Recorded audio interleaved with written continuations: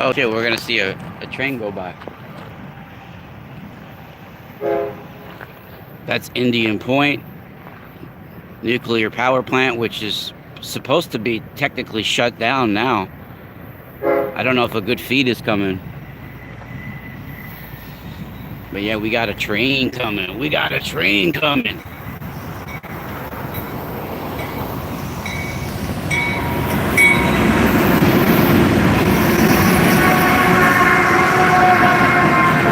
Yeah, let's get some good graffiti.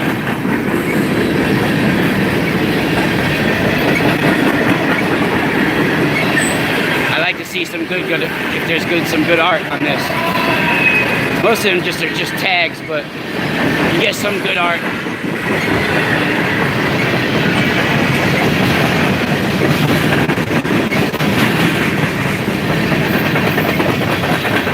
I'm actually not even supposed to be standing here.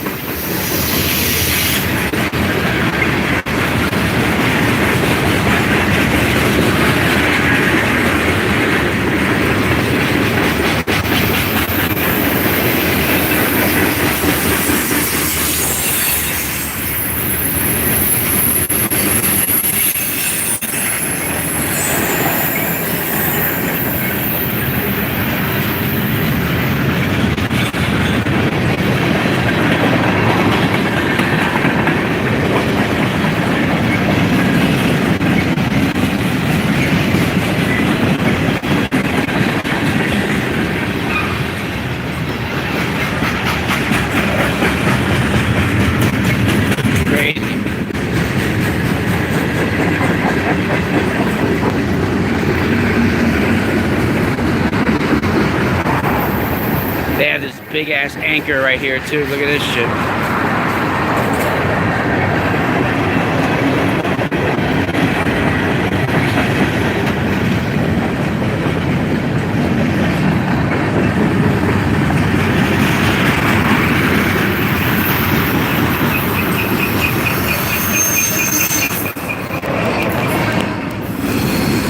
Once it ends, I could actually talk. It's too loud right now. I think it's ending soon.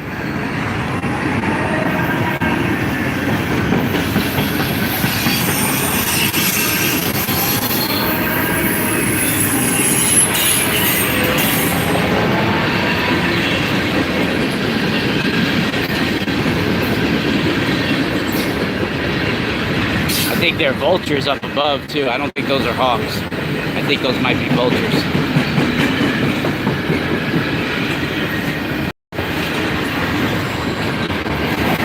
I don't know if you guys can see them, but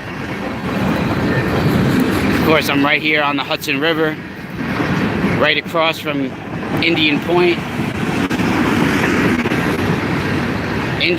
nuclear power plant, and I'm actually looking forward to tonight. I'll be doing my show on Truth Frequency Radio, and for those that are new to my YouTube channel and you haven't really experienced my Truth Frequency Radio show, the music that I put on the radio show is either made by me or buddies that I work with in the music, you know, that I've been in bands with, like my buddy Ricky. And the show is 2 hours on every Saturday night, Truth Frequency Radio Network. And we dive way deeper into topics that I discuss here on YouTube.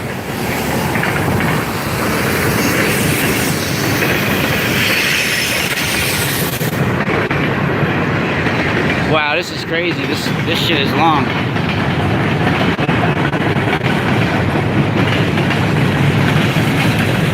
What's the odds this comes by us there? Stop now. What's the odds that comes by as soon as I go to start doing a video? There it goes. So you see those two domes over there? That's the nuclear point power plant. You guys that are subscribers here to my YouTube channel for my members side, and also people that are on my Patreon, you guys are really going to love the 2 videos that I recorded yesterday. I just uploaded them, so I just got to write a description and post it. But and post it to YouTube, but They're really amazing videos. They're about 30 or 40 minutes each, and it's strictly for my members. And tonight on Truth Frequency Radio, I'll be live at 7 o'clock Eastern. That's at tfrlive.com. For those that don't know, I do a weekly radio show there on the Truth Frequency Radio Network. And I'll be discussing Stargates of the saints, saints that have entered into other dimensions that they describe as heaven or hell or purgatory. And this is the ultimate question of life, the path of souls, where you're going, where you're from, what's going on, all of this, right? Like who we are. And the ancient Egyptians have some very interesting writings that need to be re-examined. Of course, many people have tried to translate beyond what other people have done and see if that it's correct, and looked at other things. But I do think there's different ways of interpreting some of the things that we're seeing and reading that are being left as messages in these ancient cultures, which are just truly amazing. And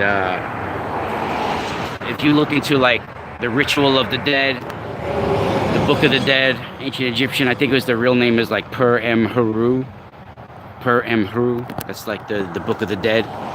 But you'll see that it's pretty interesting. Even the Book of the Dead and all these different books, you could see the traveling into realms of light, into other realms, into other doorways. I mean, they're describing walking into Stargates, and what they're describing as well as the ancient Egyptians is the soul traveling into a Stargate, and even certain kings and pharaohs who want to return to their actual bodies after traveling through these gates. And this is where we have what had been copied and ended up being a more primitive form. I think people were copying and making mummies, starting to mummification, because there was a process where bodies were being put in stasis for soul travel through Stargates. And when people were done returning from their travel, they were to return to their bodies unaged, right? And I think this is where the process of replicating and mummification, the mummification process probably ended up copying some of the things that they were seeing, right? And the knowledge was lost. And I think this is ultimately where you have mummification came out of, and all of that, right? And you'll see there's not a limb in these ancient writings that doesn't have a god designated to preserving that limb, and all their limbs, each god has a limb in of the body in these writings, right? And it's interesting. I mean, when you have these travels of what they call the Osirian, which is like the departed who's going on his travels, the deceased who's going on his travels, right?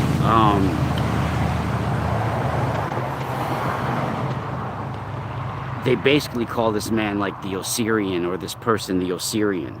So like when you're reading these writings and you see the Osirian steps into here, or the Osirian needs rest, they're talking about the deceased who's going through the path of Osiris, right?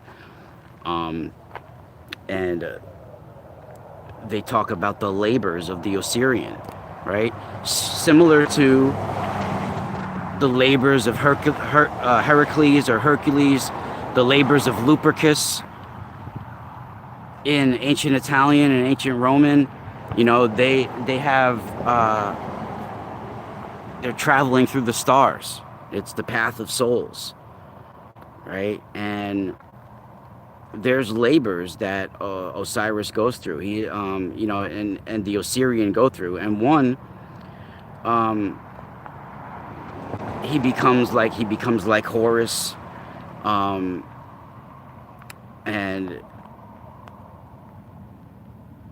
he lives amongst the millions, and all of this stuff goes on. But after exhausting the labors in some parts of these writings, the Osirian has to take rest, right? And they talk about this part where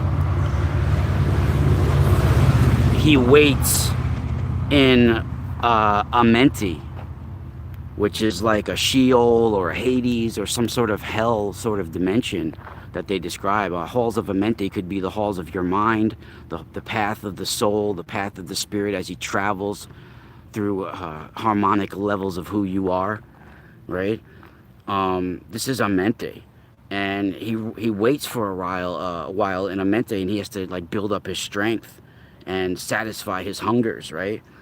And he's escaped some of these dangers on the roads and all of this, and he doesn't want to like lose his path in this like mystic desert, where he did, if he did, he would die of hunger and die of thirst and all of this, and eventually he reaches the sycamore trees, which are basically like the trees of life, right? And sometimes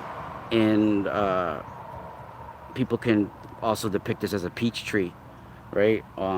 Peach groves, Egypt would do this as well at some of their temples, right? But in the boughs of the tree, right?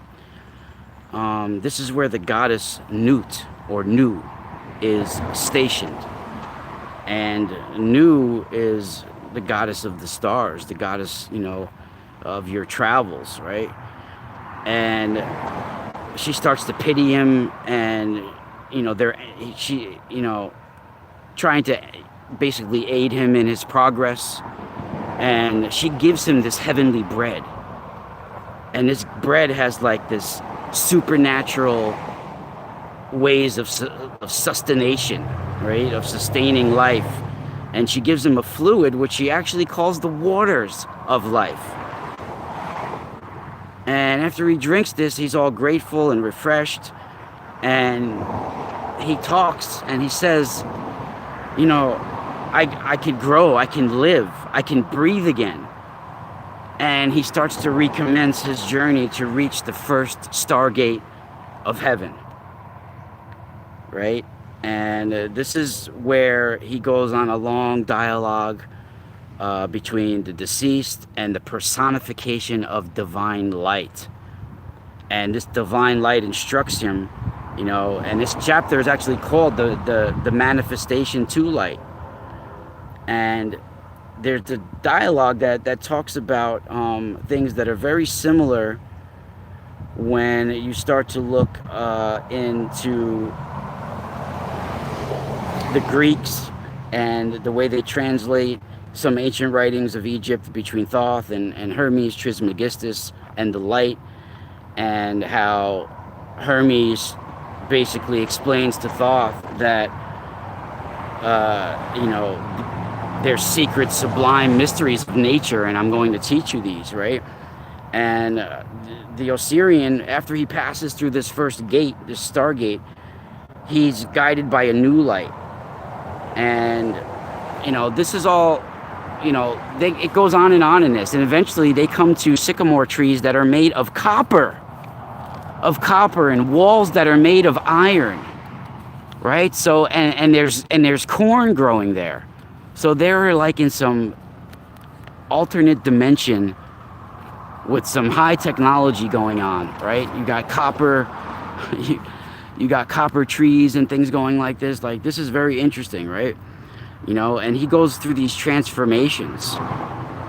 And I think when they talk about Apophis and other serpents is one thing, the wicked Apophis destroyer, right? But then they also they have another label for serpent that they call Ba-Ta, which I actually think is not actually a snake.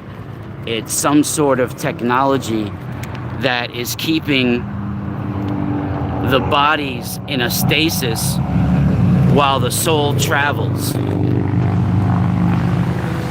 Some people have translated this Ba-Ta, serpent, to mean brass of the earth or soul of the earth.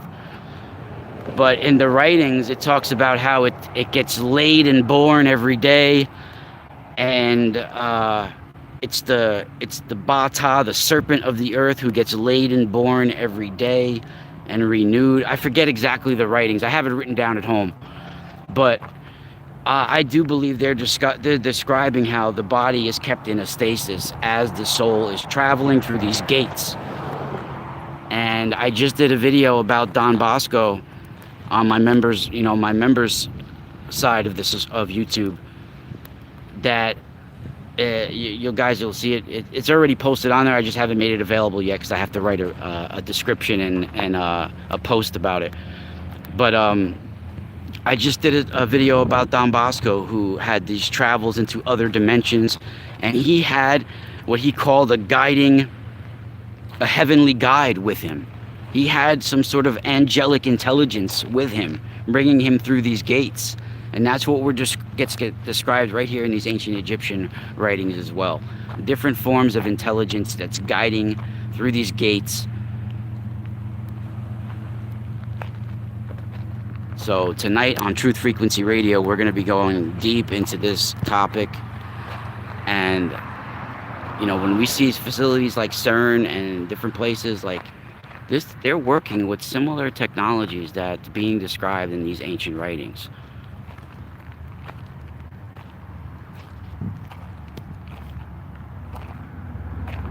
Here comes another train. Wow, there's frequent trains. So I'm going to go before the next train. Let me see what the chat room's got going on before we go. You guys can see too that I have around, because I'm close to Indian Point, and that sucker's been leaking for years, even though they say it's technically closed now. I got my copper on.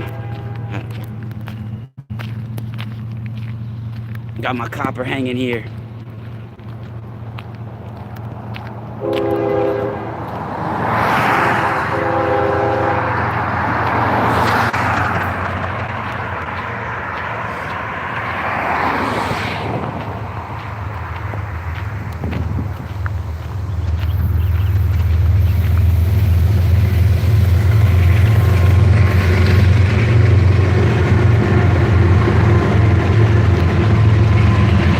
Thirsty as hell too.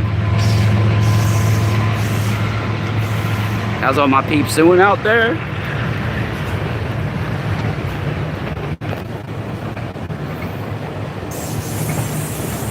There's some serious ticks around this area too. You can walk outside, like, so if you go hiking, man, you'll have dozens of them on you. You gotta brush them off.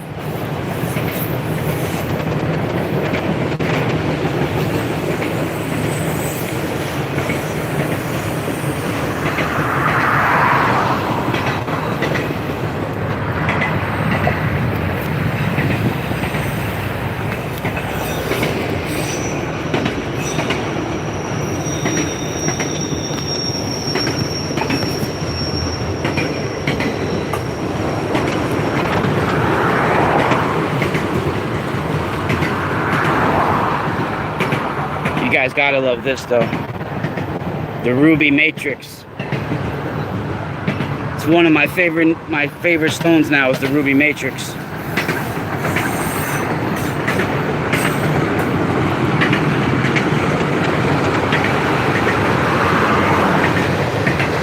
Check out the old school Cyrus I got on. Oh shit. Oh shit, look at that. I definitely don't look like I'm 43 standing on the side of the road here.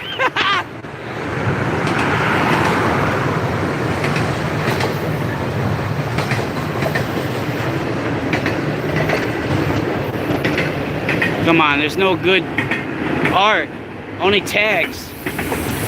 I see some good graffiti on trains sometimes, man, not these.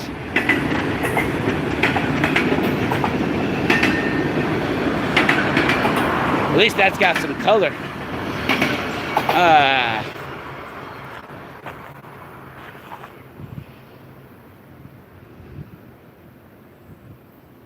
You guys can find Ruby Matrix on my website. I got some tumblers up on there, and they come with some free labradorite as well. You could definitely find the face mask that I have here on there. It's my respiratory cage. Let me see what's up in the chat room before we go. Yeah, we were talking in this video about some of the ancient Egyptian writings, and on the path as well is where the Bennu bird comes. And it's interesting how they even have asteroids called Bennu. Right? Bennu is the bird, the soul bird, basically. And the Bennu bird also appears at one point with the Ankh in one hand, flying over the Osirian, with the Ankh in one hand, and I forget what's in the other hand. I forget, but he comes flying, and these are symbols of gates opening, doorways, and some of the doorways are deceitful doorways, right? So it's like you're going through this intricate labyrinth, this intricate soul matrix, right?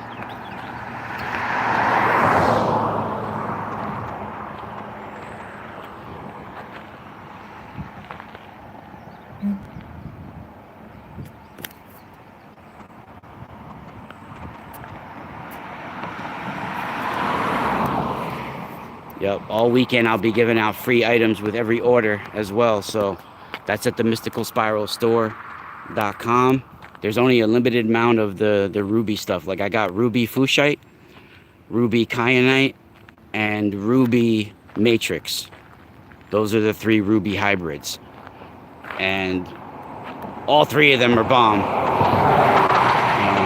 I like the ruby kyanite and the ruby matrix the best, and the ruby fuchsite is very good as well. I just for some reason the ruby kyanite sits best with me, and the ruby matrix.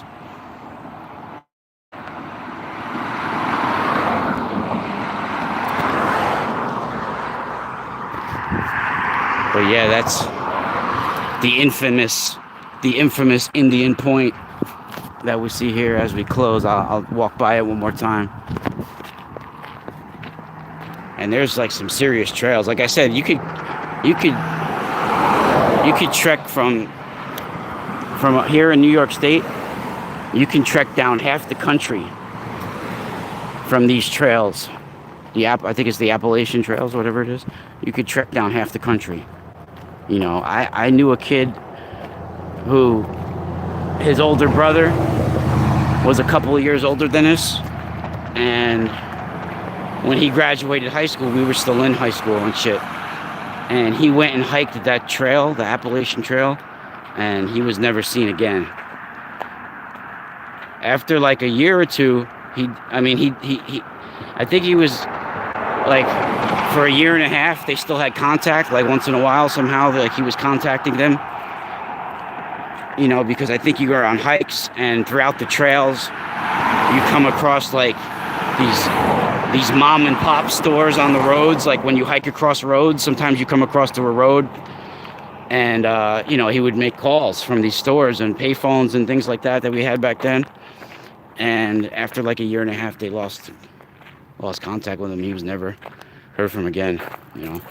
Crazy. Maybe he just changed his identity afterwards, but I don't know. There's the infamous Indian Point nuclear power plant. And I'm not going to say the guy's name because out of respect for his family.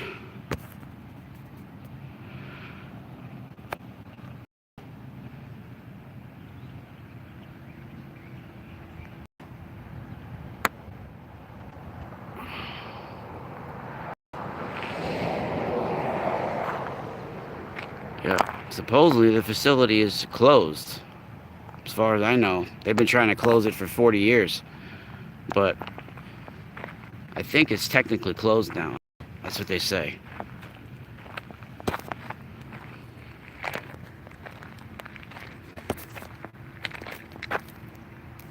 Train art, yeah.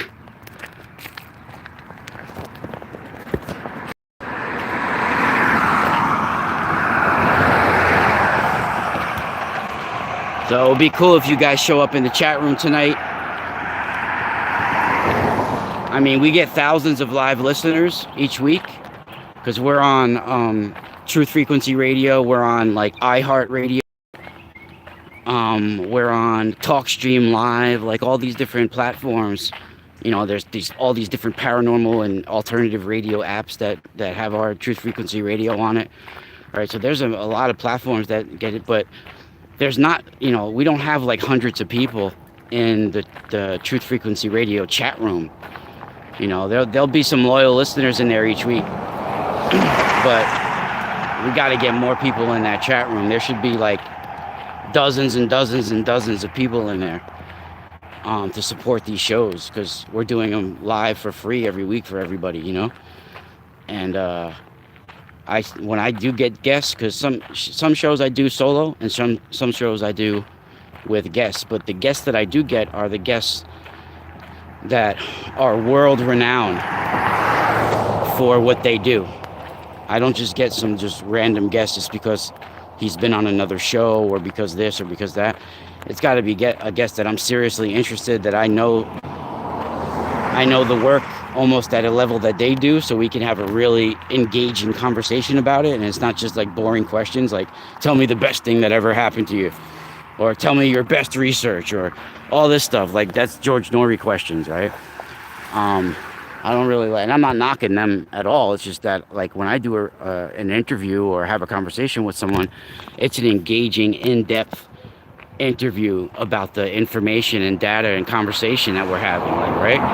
So, like when I had the famous astrobiologist on, Professor Chandra, that's not just a conversation that you can find anywhere. Like, when someone has an astrobiologist on, it was an interview that most people can, it's a very rare one, and that's what I try to do when I have guests. And I have Gary Wayne on sometimes once a month because of his knowledge with the fallen angels and the Nephilim, and how he can relate some of the stuff I'm discussing to Bible scriptures, right? So there's some guests that I have on a lot, and it's only not because they're better than other people or I'm favoring them or not. It's just because what their expertise is, it just happens to be the same areas that I'm also, heavily involved in. But yeah, it's one of the realest shows you could find out there, everybody, for sure. And that's on the Truth Frequency Radio station. It's called the Eye of Ra, but I also call it Soul Station Radio. I just never ended up changing it. But originally it was called Spiral Radio, and I was on a different network. But when I came over to Truth Frequency Radio, I still had the Spiral Radio show, so I didn't want to have the same show's name on two different networks.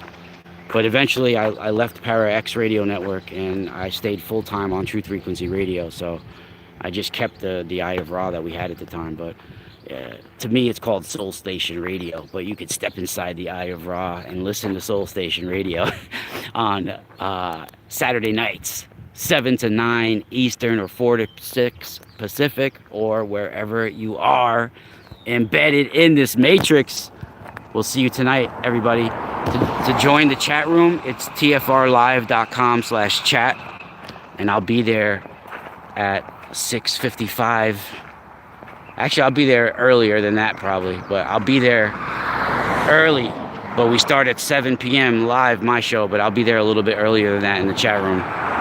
If you guys want to join, I appreciate you guys' support, and you can find all my products at the mysticalspiralstore.com. Spiral out.